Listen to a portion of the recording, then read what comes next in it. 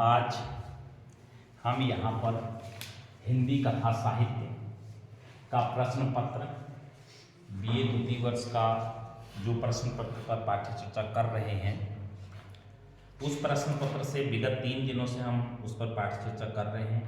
सबसे पहले हमने खंड अ पर बात करी जो व्याख्यात्मक प्रश्न थे, फिर खंड ब पर दीर्घ लघुत्तरी प्रश्न, अब खंड 100 पर हम बात कर रहे हैं दीर्घोत्तरी प्रश्न। इनको दीर्घोत्तरी प्रश्न भी बोला जाता है, इनको आलोचनात्मक प्रश्न भी बोला जाता है।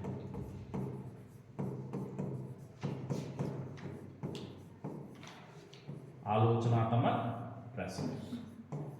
अब ये प्रश्न जैसे आपके उसमें आएंगे, मान लो ये प्रश्न आपके पास 4 प्रश्न है। प्रश्नों की संख्या कितनी है? 4 में से करने कितने हैं आपको?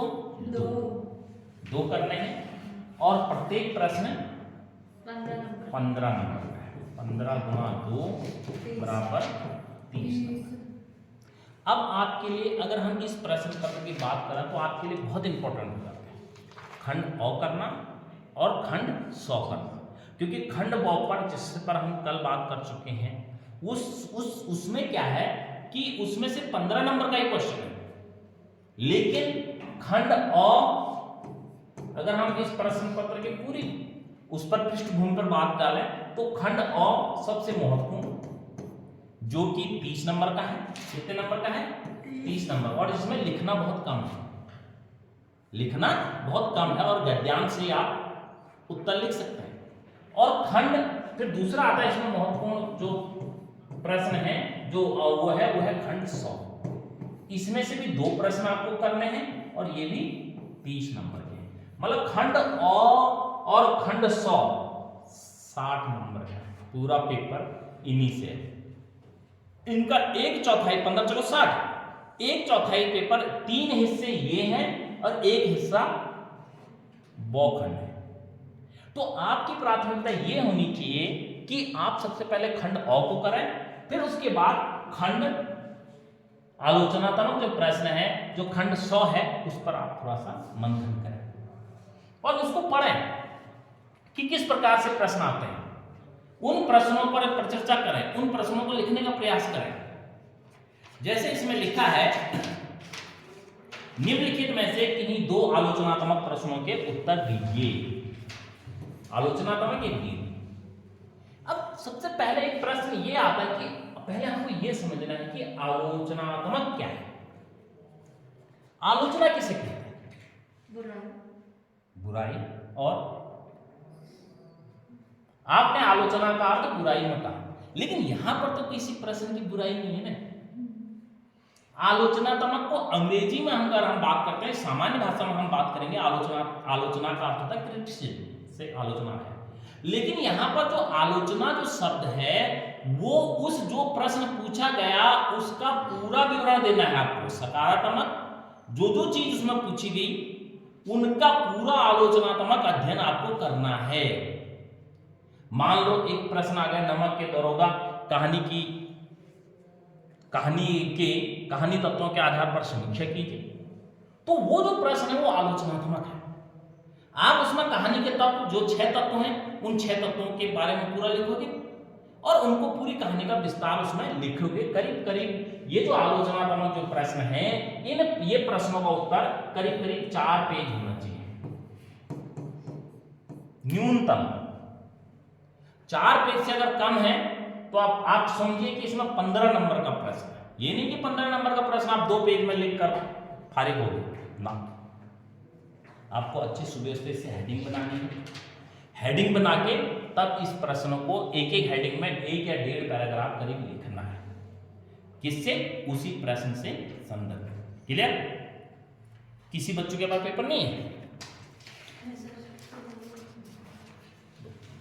अब क्या है कि हम अब आज जो हम बात करेंगे खंड 100 की बात करेंगे कि खंड 100 में कौन कौन से प्रश्न पिछले दफे आए हैं और इस बार कौन कौन से प्रश्नों की आने की संभावनाएं हो सकती है उसी प्रश्न पत्र से। ठीक है। अब इसमें जो प्रश्न आए हैं उसमें सबसे पहला प्रश्न देखिए, जैनेन्द्र त्यागपत्र से आया है। जैनेन्द्र कुमार का उपन्यास त्यागपत्र की समीक्षा कीजिए।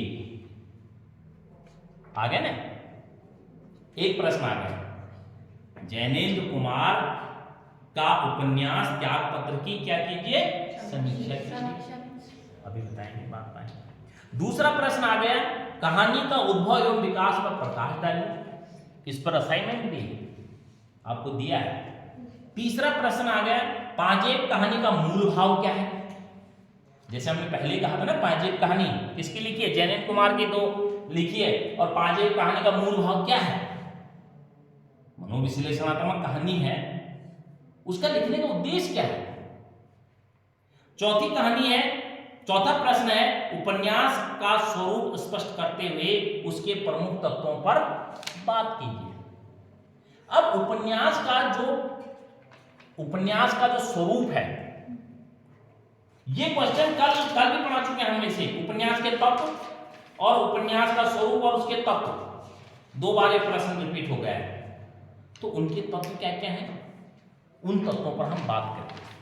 अब इसमें सबसे पहला प्रश्न क्या है। अब जब आपके पास मान लो प्रश्न पत्र आ गया, तो आपने खंड अ कर लिया, आप खंड 100 कर रहे हैं, ये खंड ब भी कर लिया, आप खंड 100 कर रहे हैं, तो आप सबसे ऊपर हेडिंग डालोगे, क्या डालोगे, खंड 100।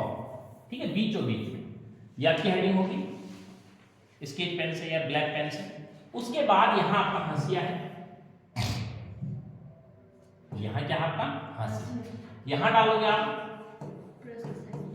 प्रश्न संख्या 3, उत्तर लिखना, का कौ नहीं लिखना, उत्तर क, ये एक सिस्टम होता है। ठीक है, इसको ध्यान में रखना। प्रश्न संख्या 3 उत्तर क, क्लियर। अब उत्तर क के बाद कि जैसे कि आपको आया है त्यागपत्र उपन्यास की समीक्षा, इसी पे बात करते हैं सबसे पहले। अब क्या करोगे आप यहां एक बीचों बीच में हेडिंग डाल लेना। अगर आप करना चाहते हो तो बीचों बीच में हेडिंग डाल लेना, एक त्याग पत्र उपन्यास मत लिखना,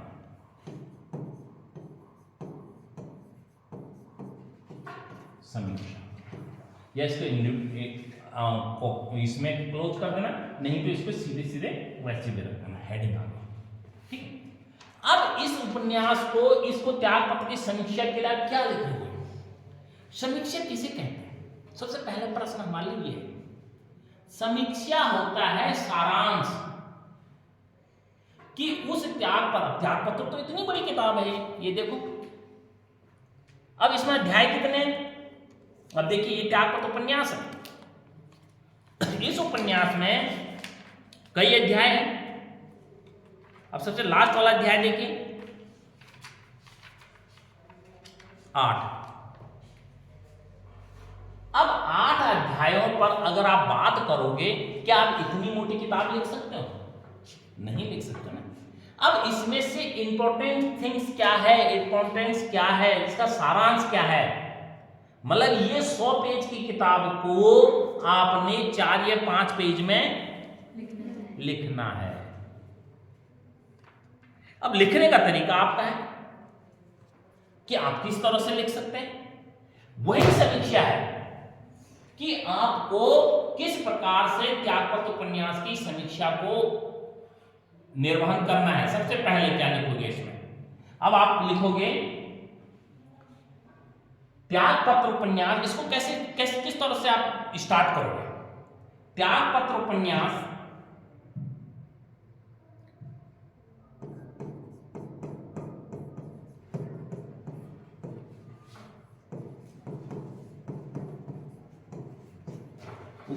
हिंदी, एक प्रश्न लिखने की पृष्ठभूमि बता दो। लिखना तो फिर बाद में आपने है, क्योंकि अगर मैं इसी प्रश्न पर पूरा लिखाने लग जाऊंगा तो कई घंटे लग जाएंगे, एक मतलब 1 या 2 घंटे लग सकते हैं हम उस पर बात करने में। त्यागपत्र उपन्यास हिंदी का महत्वपूर्ण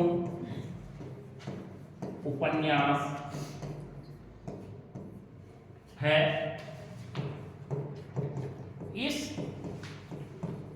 उपन्यास, ये आपको पता होना चाहिए कि लेखक। अब जो परीक्षक होगा,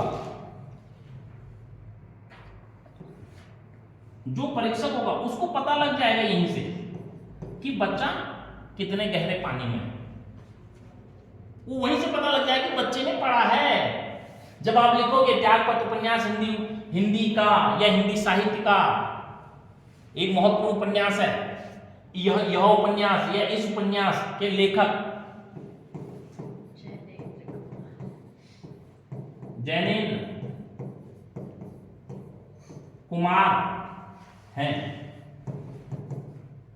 ठीक है। यह उपन्यास कब लिखा गया? अब आपको अगर लिखने का इसकी डेट पता नहीं है कि कब प्रकाशित हुआ तो उसे छोड़ दो। अब आपको काल तो पता है ना उपन्यास के, प्रेमचंद पूर्व उपन्यास, प्रेमचंद युगीन उपन्यास, प्रेमचंदोत्तर उपन्यास, ये तो आपको पता है ना। तो ये जो उपन्यास है प्रेमचंदोत्तर उपन्यास है। जैसे कहानी के भेद थे ना, वैसे ये भी है, मैंने लिखा चुका हूं में से।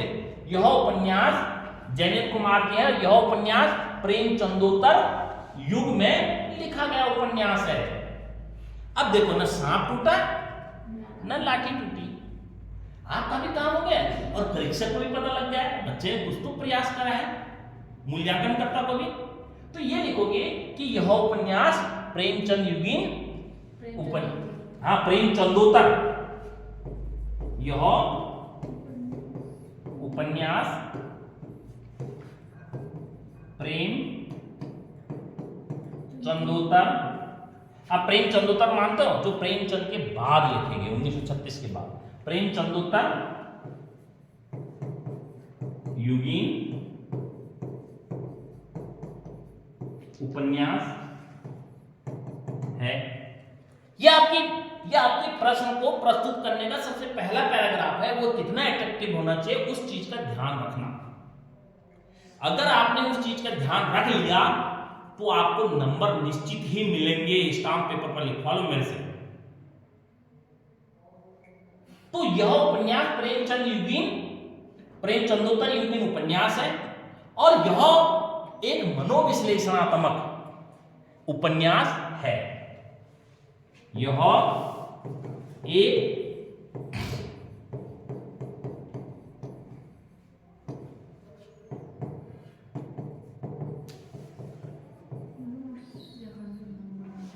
क्या हो गया अमक,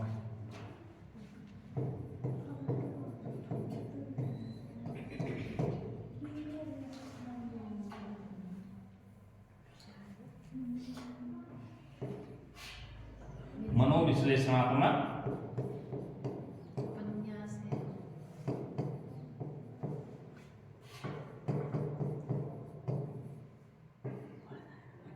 मनोविश्लेषणात्मक उपन्यास है। और यह उपन्यास नारी को केंद्र बिंदु बनाकर लिखा गया है, क्योंकि जो मुख्य नायिका उपन्यास की है वो कौन है? कौन है मुख्य नायिका? वो जोर से बोलो थोड़ा। क्या क्या क्या क्या है उसकी स्टोरी बताओ।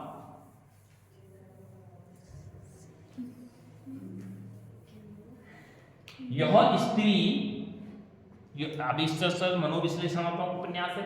यह उपन्यास स्त्री विषयक उपन्यास है और इसकी जो मुख्य नायिका मृणाल है, उसी के जीवन के इर्द